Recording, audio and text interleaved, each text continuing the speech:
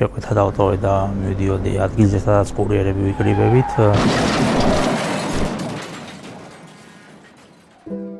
ის უბრალოდ შეკვეთებს არ იგებდა. 25 წლის კურიერი ბიჭის ერთი ჩვეულებრივი დღე.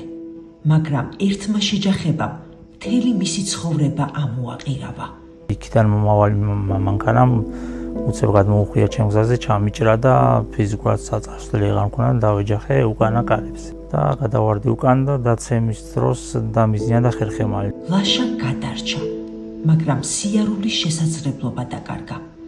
ახლა ყოველდღე ტკივილი, რეაბილიტაცია და შიშია. შიში, რომ ის ვეღარასდროს შეძლებს სიარულს. მისი დედა იტალიაში ემიგრანტია.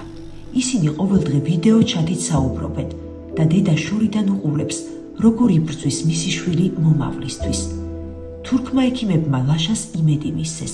ესეთი პასუხები მოგვივიდა, რომ იდეალური სიტუაცია იყო, სრულიად რეაბილიტაციას ექვემდებარებოდა ჩემი სიტუაცია, ფეხზე გავლას თითქმის 100% პირდებიან.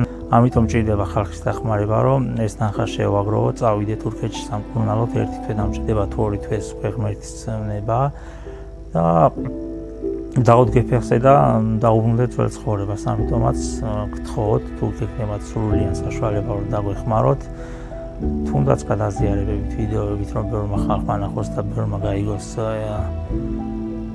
ჩემს შესახებ და რა ვიცი, მოგწალობით ყველაფერი კარგად იქნება, მე ამის ჯერა.